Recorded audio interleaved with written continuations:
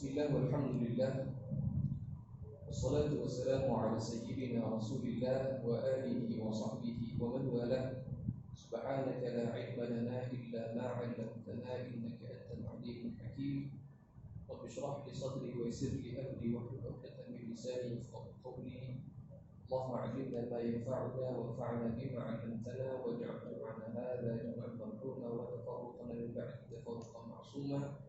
وصلى الله على سيدنا محمد وعلى آله وصحبه وبارك وسلم. أما بعد. Assalamualaikum warahmatullahi taala wabarakatuh. Saya mulakan tuan pengurusi masjid, seluruh jemaah kuasa, muslimin muslimat, ashabi fadilah, tuan dan puan. Mudah-mudahan kita semua sentiasa dirahmati dan diberkati Allah Subhanahu wa taala.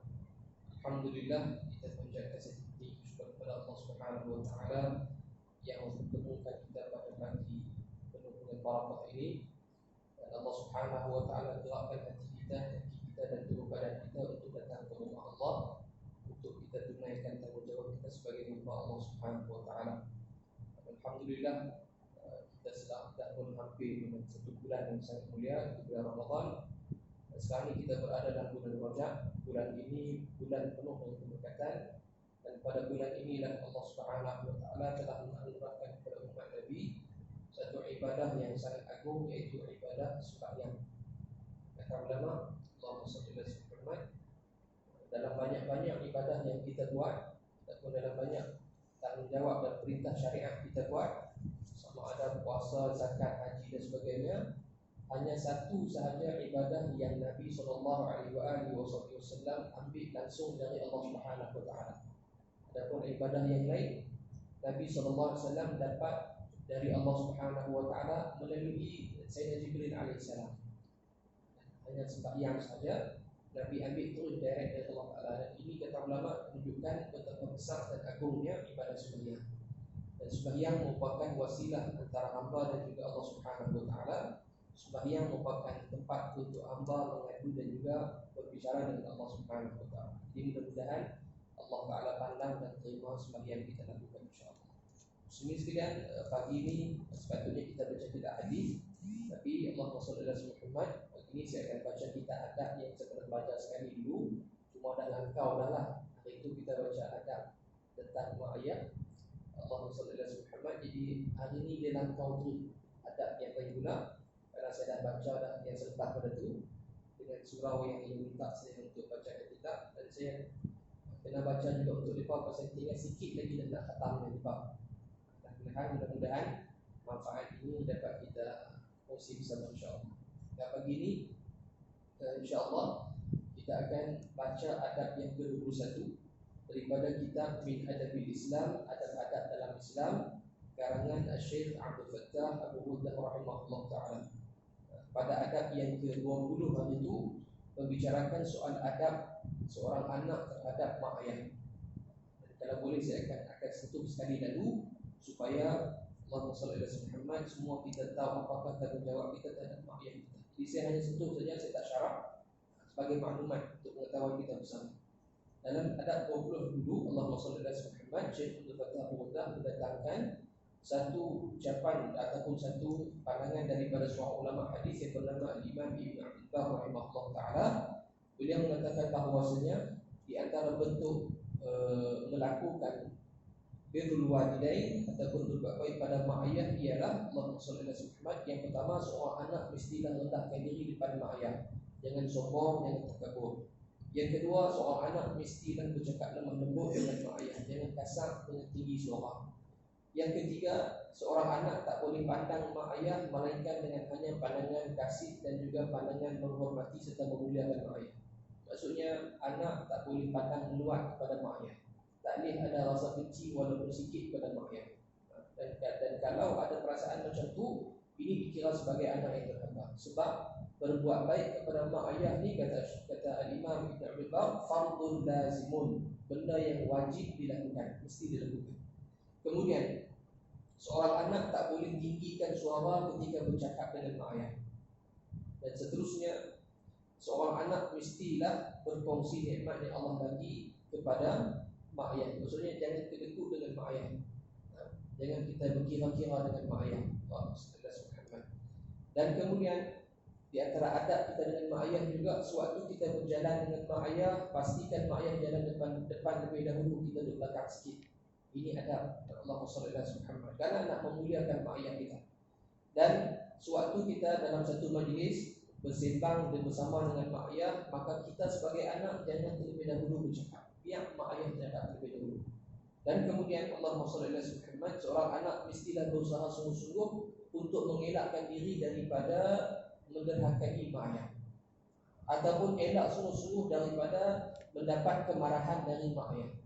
Buatlah sungguh-sungguh supaya mak ayah senang, mak ayah gembira dengan kita. Dan sebab itulah kata Syekh, yas'a fi masaratihi ma bimablaghi taqatihi. Seorang anak kena usaha sungguh-sungguh untuk gembirakan mak ayah. Dan menggembirakan mak ayah satu benda yang sangat besar. Sebab tu kata ulama Allah Muhammad, menggembirakan mak ayah di antara amalan membuat kebaikan kepada mak ayah yang paling afdal. Allah Muhammad. Sebab tu kata Syekh, wa idkhalul farahi alaihima min afdali a'malil birri. Memasukkan perasaan gembira dalam hati mak ayah itu di antara amalan yang paling afdal untuk melakukan kebaikan kepada mak ayah. Dan kemudian seorang anak mestilah segera menyambut seruan mak ayah. Kalau mak ayah panggil, cepat-cepat, jangan tangguh-tangguh. Allahumma salli ala Muhammad. Bahkan cepat-cepat kena tangguh ni sehingga kan kalaulah seorang anak tu sedang sembahyang sunat contohnya, maka fa in kana fi salati nafilah, kalau seorang anak tu sedang sembahyang sunat, maka apa pun dia buat kalau mak ayah panggil, khaffafaha wa tajawaza fiha, kena ringankan sembahyang dan segerakan sembahyang. Maksudnya jangan baca panjang-panjang dah waktu tu. Bila mak panggil, mak panggil mak tu walaupun kita baru rakaat pertama, maka buat yang wajib, yang rukun sahaja dalam sembahyang kita. Sunat-sunat tinggal saat dulu kerana nak sahut seruan mak. Sebab seruan mak tu lebih besar berbanding amalan sunat. Allahumma salli ala Muhammad. Ini sekiranya dalam sembahyang sunat. Adapun sembahyang fardu lakukan seperti biasa. Dan kemudian seorang anak tak boleh bercakap dengan mak ayah melainkan ucapan yang baik-baik sahaja. Allahumma salli ala Muhammad. Baik, itu sedikit ataupun sepintas lalu saya sentuh tentang adab seorang anak kepada mak ayah. Dan di hujung adab 20 tu Syekh Ustaz juga adab mak ayah terhadap anak-anak, ataupun tanggungjawab mak ayah terhadap anak-anak. Apa dia? Mak ayah mestilah membantu anak-anak untuk berbuat baik kepada mereka berdua. Maksudnya mak ayah perlu didik anak-anak untuk menjadi seorang anak yang beradab. Dan mak ayah hendaklah menjadi seorang yang Allahumma salli ala Muhammad tidak memberatkan anak untuk melakukan kebaikan kepada mereka berdua. Maksudnya jangan demand lebih. Allahu Akbar, jangan mengharap lebih kepada anak-anak kita. Sebaliknya kita mengharapkan Allah Subhanahu wa taala didik anak-anak kita untuk menjadi anak yang soleh, anak yang menggembirakan mak ayah. Sebab tu sewaktu kita mendidik anak-anak kita, jangan kita anggap kita habiskan duit, kita habiskan masa, kita nak mereka balas balik kebaikan kita tu, jangan. Maka didiklah anak-anak kita dengan sehabis mungkin, dengan niat ini tanggungjawab kita yang Allah bagi untuk didik anak. Dan kenalkan kita kepada Allah Subhanahu wa taala, kepada Rasulullah, sebelum kita kenalkan anak kepada kita. Kerana bila kita kenalkan anak kepada Allah Subhanahu wa taala, sudah tentu anak akan kenal dan ingat kita. Kerana bila anak kenal Allah, mereka akan tahu hukum hakam Allah yang Allah tanggungjawabkan kepada mereka terhadap mak ayah. Sebab itu akan jadi anak yang soleh, anak yang menghormati mak ayah. Tapi kalau tak didik anak daripada kecil, daripada awal yang kenal Allah Ta'ala, kita akan tengok macam mana keadaan bila anak besar nanti. Dia tak akan dengar cakap, dia akan lawan dan sebagainya. Baik, kita masuk adab yang ke-21. Qala al-mu'allifu rahimahullahu ta'ala wa nafa'ana bihi wa bi'ulumihi wa bimasyayikhina wa ulumihim fid daraini amin. وإذا خرجت لاستقبال والد أو قريب معظم أو صديق مماثل أو رفيق دونك أو قدمت من سفر عليهم فلاحظ نظافة أطرافك. Baik, adab 21 ni Syekh akan sentuh tentang adab kita nak menyambut seseorang dan adab ketika nak bertemu dengan seseorang. Sebab tu kata Syekh, apabila kamu keluar dari rumah kamu untuk kamu menyambut, sama ada yang kamu nak sambut itu ayah kamu ataupun kawan rapat kamu yang kamu muliakan, ataupun Allahumma shalli ala Muhammad, teman kamu ataupun sesiapa sahaja yang mungkin pangkatnya lebih rendah berbanding kamu, ataupun Allahumma shalli ala Muhammad, kamu pulang dari pemusafiran untuk bertemu dengan mereka. Maksudnya adab ni nak pesan pada kita nak keluar pergi jumpa orang, ataupun kita balik dari mana-mana, datang dari mana untuk orang sambut kita. Sama ada kita nak pergi sambut orang ataupun orang nak sambut kita, maka apa perlu buat? Falahid nadhafata atrafik, maka perhatikan kebersihan diri kamu. Allahumma shalli ala Muhammad. Wa husna hayatik, dan eloknya perwatakan kamu. Maksudnya adab yang saya nak pesan di sini adalah adab bagi bersih, bagi comel, bagi kemah elok bila nak jumpa orang. Jangan pakai lebih kurang, jangan buat lebih kurang. Allahumma shalli ala Muhammad, balik bawa lepas motor, lepas tu pergi kenduri rumah orang. Jangan. Allahumma shalli ala Muhammad. Motor sini tak ada bawa motor tu, tak ada berapa utang sini kan. Balik daripada laut contohnya kan, ini orang nelayan punya. Balik daripada laut dengan badan bau ikan bau semua tu, kenduri, bawa ingat kata ada kenduri, api kenduri macam tu, jangan. Sebaliknya kena jaga juga adab pemakaian kita, adab perhiasan kita kena jaga bila nak jumpa dengan orang. Dan Allahumma shalli ala Muhammad wa intizama madharika al-la'iqi bika ikana huwa dunak. Maksudnya kita jaga perwatakan kita, penampilan kita, pemakaian kita sekiranya orang tu lebih rendah berbanding kita. Maksudnya pakai pakaian dengan yang sesuai. Contoh, kita ada orang gaji ataupun driver, kita balik dari mana-mana, turun dekat airport Penang. Jadi driver yang akan sambut kita, maka walaupun itu driver orang rendah daripada kita, tetap kena jaga juga pakaian. Allahumma shalli ala Muhammad, tetap kena jaga juga akhlak kita. Dan Allahumma shalli ala Muhammad wa la'iqi bihi ikana wa fawqak, dan kita persiapkan diri kita sesuai dengan orang yang kita nak jumpa tersebut. Dan sekiranya orang itu orang yang lebih tinggi kedudukan berbanding kita. Mudah katanya, yang kita nak jumpa tu sama ada orang yang pangkat tinggi ataupun pangkat rendah, kena jaga kita punya perwatakan kita, pakaian kita.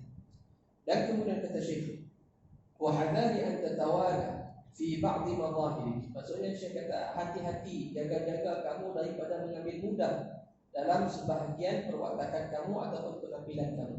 Dan jangan lebih buat lebih kurang bila nak jumpa dengan orang. Sebab fa inna dzalika yanqusu min ladadati farhatil liqa. Karena kalau kita buat lebih kurang, tak jaga pemakaian kita, dia akan mengurangkan keenakan suatu berjumpa. Maksudnya kita punya pertemuan tu tak seronok. Boleh jadi orang tak senang dengan pakaian kita. Oh, ni main dengan keadaan tu, dengan busuk, tak mandi tu semua.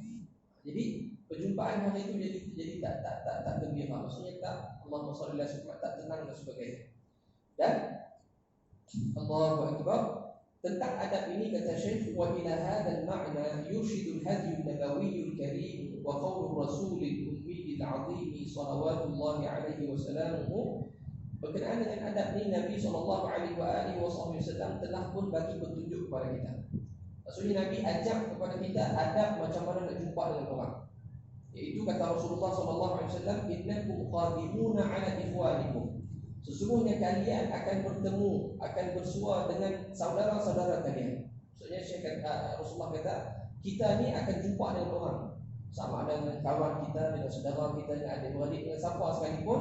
Jadi bila kita nak jumpa dengan orang, apa perlu buat? Kata Rasulullah, fa ahsinu libasakum, maka percantikkanlah pakaian kamu. Wa aslihu rihalakum, dan perelokkanlah, persiapkanlah kenderaan kamu. Hatta takunu ka'annakum syammatun finnas, sehinggalah kamu menjadi, sehinggalah kalian menjadi orang yang paling menonjol, paling cantik, paling bersih di kalangan semua orang. Dan Nabi sallallahu alaihi wasallam kata lagi, fa innallaha la yuhibbul fuhsya wa la tafahhusha. Allah Subhanahu wa taala tak suka kepada perkara yang buruk dan perbuatan yang buruk. Baik, daripada hadis ini kita lihat macam mana Nabi ajak kepada kita tentang adab kita berhias untuk orang. Nabi kata, bila nak jumpa dengan orang, jaga pakaian, bagi bersih elok, bagi kemah elok. Jangan buat lebih kurang. Allahumma shalli ala Muhammad. Nak pergi kenduri, pakaian cara kenduri. Nak pergi kerja, cara nak pergi kerja. Allahumma shalli ala Muhammad. Jangan kita tak orang ngomong adik-adik ya pun, jangan. Jaga pakaian. Allahumma shalli ala Muhammad. Dan kenderaan kita pun kena jaga juga. Kata Rasulullah, wa aslihu rihalakum, perelokkan. Maksudnya bagi kemah elok. Kalau zaman dulu orang naik unta, naik kuda. Jadi Nabi suruh perkemahkan pelana atas kuda ataupun unta. Jangan bagi kotor, jangan bagi Allahumma salli ala Muhammad tak kemah dan sebagainya. Dan kemudian Nabi kata, kamu kena jaga diri kamu, maksudnya penampilan kamu tu sehinggalah kamu menjadi syammatun. Syammatun ni dalam bahasa Arabnya, dalam bahasa Melayu ni pernah diterjemahkan syamah ni satu titik hitam yang ada di muka. Mudah kata tak lalat lah. Muka kita ni, Allahumma salli ala Muhammad, tiba-tiba ada tak lalat dekat sini. Orang bila tengok muka kita, dia akan perhati tak lalat dulu. Sebab itu yang paling menunjuk. Allahu Akbar. Nabi nak abad macam tu. Abad kata dalam banyak-banyak orang, nanti bila orang tengok, orang perhati kita tu sebab apa? Kemah kita punya pakaian kita. Allahumma salli ala Muhammad. Dan ini adabnya. Baik. Dan Allahumma salli ala Muhammad, Nabi kata Allah Subhanahu wa taala tak suka kepada perbuatan yang perkara yang buruk, maksudnya benda yang tak elok dan perbuatan yang tak elok. Dan subhanallah, kalau kita perhati dalam hadis ini Nabi sallallahu alaihi wasallam ajak kita adab jaga pakaian, jaga penampilan sewaktu nak jumpa orang. Nabi kata innakum qadimuna ala ikhwanikum, sesungguhnya kalian akan bertemu, berjumpa dengan saudara-saudara kamu. Maknanya nak jumpa dengan orang pun kena jaga kita punya penampilan pakaian kita. Maka nak jumpa dengan Allah lebih-lebih lagi kena jaga pakaian kita. Sebab tu Allahumma salli ala Muhammad, kalau boleh kita sediakan pakaian khusus untuk kita sembahyang. Nah, Allahu Akbar. Kalau boleh, contohnya kalau kita tak ada kerja, tak kelang kabut tak mana, maka sediakan pakaian untuk mai ke masjid, mai ke surau. Allahu Akbar. Jangan itulah pakaian kita turun mendang, itulah pakaian kita turun laut, itulah kita mai masjid, mai surau. Allahumma salli ala Muhammad. Dan tahniah kepada orang muslimat. Muslimat ni kalau tak telekung ibarat macam tak boleh nak sembahyang. Sampai tahap kadang-kadang sembahyang tak pakai telekung ni orang pandang pelik. Allahumma salli ala Muhammad. Muslimat ni dia punya disiplin sembahyang tu nak sembahyang mesti telekung. Tak ada telekung, dia mesti tak pakai telekung ni macam tak sah tak sembahyang kalau tak pakai telekung. Allahumma salli ala Muhammad. Jadi maknanya biar kita ada pakaian khusus untuk sembahyang. Seorang sahabat Nabi, Allahumma salli ala Muhammad, Sayyidina Tamim Ad-Dari. Sayyidina Tamim Ad-Dari di antara manusia yang pernah berjumpa dengan Dajjal. Allahumma salli ala Muhammad. Sebelum dia masuk Islam, masih lagi dalam agama Nasrani, Sayyidina Tamim Ad-Dari waktu itu naik satu kapal, naik sampan di tengah laut, tiba-tiba ombak kuat macam mana tahu, ombak tolak mereka pergi ke satu pulau. Di pulau itulah dia jumpa dengan Dajjal. Allahumma salli ala Muhammad. Dan lepas pada tu dia jumpa Rasulullah, dia cerita perihal Dajjal macam mana. Jadi yang saya nak sebut di sini, Sayyidina Tamim Ad-Dari, beliau ada satu jubah yang khusus yang dibeli dengan harga 1,000 dinar. 1,000 dinar. Lah ni 1 dinar 1,000 lebih. Kita ambil 1,000 lah 1 dinar. Kalau 5 tahun dulu 600 lebih, lah ni dah naik 1,000 dah 1 dinar. Kalau 1,000 ringgit kali dengan 1,000 kali apa? 1,000 kali 1,000. Ribu-ribu.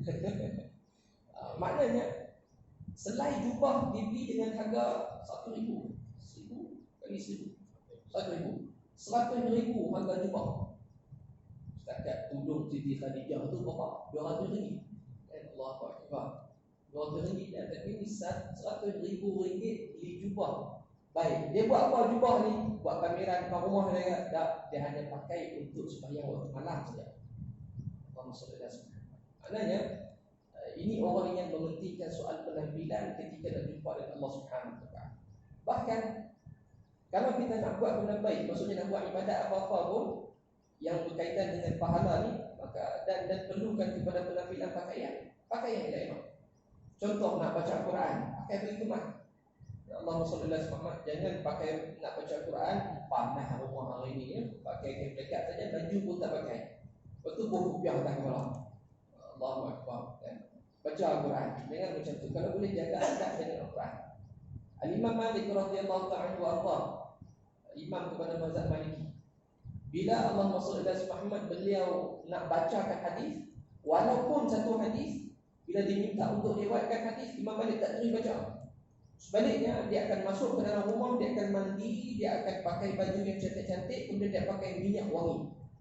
Sehingga kan riwayat mengatakan minyak wangi yang Imam Malik pakai, dia akan letakkan di janggut, di rambut dia, dan kalau pegang ni masih berbekas lagi.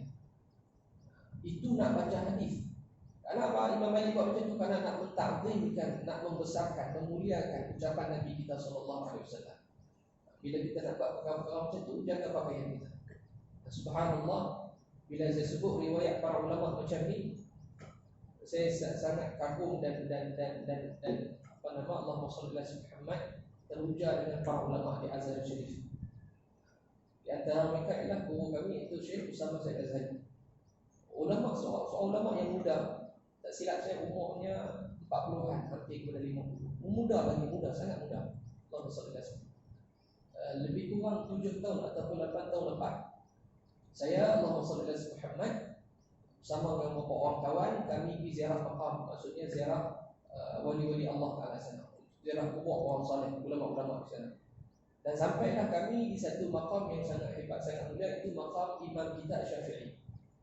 Bila kami dah ziarah makam Imam Syafi'i, Allahumma salli ala Muhammad, bila kami dah habis siap baca Fatihah, apa semua, baca doa, apa semua, salawat lebih kurang, kami pun nak balik. Bila nak balik itu bertemu dengan guru kami tadi, Syekh Usama Said Azhari, dengan seorang lagi guru yang lebih tua, itu Syekh Dr. Jamal Farouk. Dua-dua ni ulama hebat di Mesir. Baik. Jadi kedua-dua ni lepas sampai, Syekh Jamal Farouk duduk dalam makam Imam Syafi'i. Syekh Usama Said Azhari waktu tu dia tak ada wudu. Allah Akbar, dia pun buang tanggalkan dia punya kopiah yang ada sebab Azhar tu letak dalam makam dekat masjid, dan dia pun keluar nak pergi sembahyang. Sewaktu nak keluar tu, kami nak balik. Allahumma salli ala Muhammad. Bila kami nak balik, kebetulan dah kata Syekh main di makam tu, saya pun jumpa dengan Syekh, salam, cium tangan apa semua. Saya tanya, ya Syekh, ya Sayyidi, boleh tak Syekh tolong ajarkan kami apa-apa adab ataupun bacaan yang boleh kami baca dekat makam? Allahumma salli ala Muhammad. Sepatutnya Syekh dijawab saja, tapi Syekh tak jawab. Syekh kata, tunggu Ustaz, aku pergi wudu dan pakai baju elok dulu baru khabarkan. Faham? Tengok macam mana akhlak para ulama ketika nak bertemu dengan orang dan ketika nak melakukan satu kebaikan. Sehingga kan nak habaq benda tu dia pun, kalau ikut kan tak ada masalah sambil duduk siti dengan baju pun dia tak. Kalau ziarah makam, bagi salam dulu, lepas tu baca Fatihah, selawat, macam tu. Tapi subhanallah, tengok ulama jaga adab. Karena mereka ingat Nabi SAW sebut, innakum qadimuna ala ikhwanikum, kalian akan bertemu dengan saudara kalian, maka perelokkan pakaian. Bahkan Allah SWT kita katakan tadi, kalau dengan orang pun kita kena jaga pakaian, maka dengan Allah Subhanahu Wa Taala jaga pakaian kita. Allah SWT. Baik. Kalau orang perempuan pakai telekung, orang lelaki standard main masjid ni mesti keplekat, paling kurang perut belakang. Kalau rasa nak jadi orang Arab sikit, ikut cara sunnah, pakai jubah. Allahu Akbar. Okay. Dan jangan pula kita kata ke orang, apa ni beli jubah mahal-mahal ni, tak murah jadilah. Jangan kata ke orang, tak salah bagi dia untuk beli mahal-mahal untuk dilakukan, untuk digunakan dalam beribadah. Kalaulah Allah SWT beli benda lain yang mahal boleh digunakan untuk keduniaan, kenapa tak boleh beli benda mahal untuk benda akhirat? Allah SWT. Okay. Baik. Kemudian kata Syekhuna, wa idza kana bi imkanika istihab syai'in min al-hadiyyati, kalaulah kamu mampu untuk nak bawa sebarang hadiah yang untuk kamu berikan kepada lil qadimi alaihim atau lil qadimina alaik, maksudnya kalau kamu mampu untuk sediakan hadiah untuk orang yang kamu nak pergi jumpa dengan mereka ataupun kepada orang yang nak mai jumpa kamu. Mudah katanya, kalau kita nak pergi berkunjung ke rumah orang, kalau boleh, kalau mampu bawa hadiah, bawa. Ataupun nanti ada orang nak mai ziarah rumah kita, kalau mampu sediakan buah tangan ataupun hadiah, sediakan. Ini ada ketika nak jumpa dengan orang. Sebab tu Allahumma salli ala Muhammad menjadi adat kita orang Melayu, nak pergi rumah orang kena bawa buah tangan. Tapi masalahnya dia beli teh gula, lepas tu dia kata ni sikit ada buah tangan. Tuan rumah pula dia ni kelolor, dia ni lelak punya orang. Buah apa mungkin macam teh ni. Mana buah, kata buah tangan. Allahumma salli ala Muhammad. Maksudnya kalau nak jumpa dengan orang ataupun orang nak mai jumpa kita, sediakan buah tangan. Allahu Akbar. Baik. Dan subhanallah, Sebenarnya adab ni kita dah buat lama dah. Adab pergi buka rumah orang. Cuma kadang-kadang zaman lah ni Allah SWT kita jadi kurang jaga adab macam ni. Dan subhanallah, adab yang kita bagi hadiah dekat tuan rumah dan tuan rumah bagi balik kat kita ni, kita selalu buat waktu bila waktu kenduri. Cuba tengok kenduri kahwin. Kenduri kahwin itu di antara adab bertukar-tukar hadiah dalam agama kita. Allah SWT. Orang hak nak pergi makan kenduri, dia akan bawa apa? Buah dalam sampul kan. Salam tuan rumah. Sekali nak balik ataupun sebelum balik, tuan rumah bagi tu. Hak duduk dalam plastik tu. Datang orang ni, go this door. Saya pun tak tahu lah. Goodies. Tu bahasa dia lagi. Dia macam Allahu Akbar. Itu bertukar-tukar hadiah. Orang nak pergi pun bagi, orang nak terima kunjungan pun bagi juga. Sebab tu kata Syekh, kalau kamu mampu sediakan hadiah untuk orang yang kamu nak pergi jumpa ataupun orang yang nak pergi jumpa kamu, maka faf'al, maka lakukanlah. Allahumma salli ala Muhammad. Sebab apa hadiah ini digalakkan untuk kita sediakan? Fa innal 'aina tattali'u ila turfati fi bahjatil liqa. Maksudnya Allahumma salli ala Muhammad, bila kita sediakan hadiah, maka pertemuan itu akan lebih menggembirakan. Allahumma salli ala Muhammad. Karena ada benda yang menyebabkan seseorang itu bergembira. Yang pertama, dia seronok sebab orang main jumpa dia. Dan ataupun Allahumma salli ala Muhammad, dia seronok sebab kita boleh jumpa dia. Yang kedua, dia seronok sebab apa? Dalam perjumpaan itu kita bagi pula hadiah dekat dia. Walaupun hadiah itu sikut dan juga biasa-biasa saja. Allahumma salli ala Muhammad. Kemudian kata Syekh, wa ilaihi yurshidu qawluhu sallallahu alaihi wa alihi wa sahbihi wasallam, berkenaan dengan adab menyediakan hadiah ataupun buah tangan ni, ada petunjuk dari Nabi sallallahu alaihi wa alihi wa sahbihi wasallam, iaitu kata Rasulullah sallallahu alaihi wasallam, tahadu tahabbu. Rasulullah, bertukar-tukarlah hadiah di antara kalian, nescaya kalian akan berkasih sayang. Maksudnya bila kita bagi hadiah ni, orang seronok dan orang suka kepada kita. Dan subhanallah, biasanya hadiah kita akan bagi kepada orang yang suka, orang yang kita suka. Dan Allahumma salli ala Muhammad, tak pernah kita bagi hadiah kepada orang yang kita paling berat sekali. Allahumma salli ala Muhammad. Jadi hadiah ni mampu menggembirakan seseorang, dan bila kita menggembirakan seseorang, maka akan lahir perasaan kasih sayang sama-sama kita. Allahumma salli ala Muhammad. Dan kemudian wa'urifa min hali salafi annahum kanu yastahibuna ma'ahum hadiyatan. Menjadi satu adat bagi ulama-ulama terdahulu, orang dahulu, kalau mereka nak jumpa sesiapa sahaja ataupun ada orang main nak jumpa dengan mereka, mereka akan bawa sekali dengan hadiah. Allahumma salli ala Muhammad. Dan hadiah tersebut, kata Syekhuna, walau 'udan min arakin, walaupun hadiah itu berupa sebatang kayu sugi, mereka tetap akan sediakan hadiah. Maksudnya kok mana pun kena bawa juga. Dan Allahumma salli ala Muhammad, ulama dahulu paling kurang mereka akan sediakan kayu sugi. Dan di sini kita tengok kebijaksanaan ulama dalam melakukan kebaikan. Apa kebiasaannya? Iaitu kayu sugi tadi, Allahumma salli ala Muhammad, dijadikan hadiah untuk bertukar-tukar. Dan Allahumma salli ala Muhammad, kayu sugi walaupun simple, tapi hadiah ni hadiah yang sangat besar manfaatnya. Karena manfaatnya akan dapat untuk dunia dan akhirat. Ya? Bila dia bagi hadiah kayu sugi, Allahumma salli ala Muhammad, sebatang kayu sugi itu, orang yang terima hadiah tadi itu, Allahumma salli ala Muhammad, kebaikan daripada kayu sugi, dunia pun dapat, akhirat pun dapat. Macam mana? Baik, bila seseorang tu menggunakan kayu sugi, dia akan gosok gigi dia. Bila gosok gigi, kebaikan dari sudut dunia, gigi dia bersih, gigi dia elok, gusi dia kuat, Allahumma salli ala Muhammad, itu untuk dunia. Adapun kebaikan untuk akhirat, bila guna kayu sugi pula, dia akan dapat pahala mengikut sunnah Nabi sallallahu alaihi wasallam, sunnah bersugi. Allahumma salli ala Muhammad. Bahkan di sugi ini Nabi SAW sangat tekankan kepada kita. Nabi sangat beratkan, tapi tak sampai tahap wajib. Dan subhanallah, di antara amalan ataupun perbuatan terakhir Nabi sebelum Nabi bertemu dengan Allah Subhanahu wa taala ialah Nabi bersugi. Ketika tersebut Nabi sedang dibangku oleh Sayyidah Aisyah radhiyallahu taala anha wa ardhaha. Nabi dah nazar waktu tu, Nabi dibangku usul Sayyidah Aisyah duduk. Kemudian Nabi letakkan Allahumma salli ala Muhammad, belakang Nabi sandak dekat dada Sayyidah Aisyah. Allahumma salli ala Muhammad. Dan sewaktu tengah macam tu, masuk Sayyidina Abdul Rahman. abang ataupun adik kepada Sayyidina Aisyah, anak Sayyidina Abu Bakar masuk. Dan waktu itu Sayyidina Abdul Rahman bawa sebatang kayu sugi. Allahumma salli ala sayyidina Muhammad. Bila masuk dengan kayu sugi, tengah pegang kayu sugi, Nabi tengah tak larat, tengah itu Nabi geling. Pasal kita geling kan, Nabi tengok kat kayu sugi, Nabi perhati kayu sugi. Maka Sayyidina Abdul Rahman faham bahawa Nabi nak kayu sugi. Allahu Akbar. Lalu Sayyidina Abdul Rahman hulurkan kayu sugi, dan yang ambil kayu sugi itu ialah Sayyidina Aisyah. Apa Sayyidina Aisyah buat? Sayyidina Aisyah ambil kayu sugi, Sayyidina Aisyah gigit, bagi lembut, bagi basah, kemudian bagi dekat Rasulullah SAW. Dan Rasulullah pun ambil sugi. Kata Sayyidina Aisyah, aku tidak pernah melihat Nabi bersugi secantik, seelok dan terbaik seperti hari tersebut. Maksudnya hari itu Nabi bersugi dengan penuh tekun, penuh khusyuk. Allahu Akbar. Kemudian Allah SWT Nabi bagi balik kepada Sayyidah Aisyah. Dan di sini kita dapat faedah.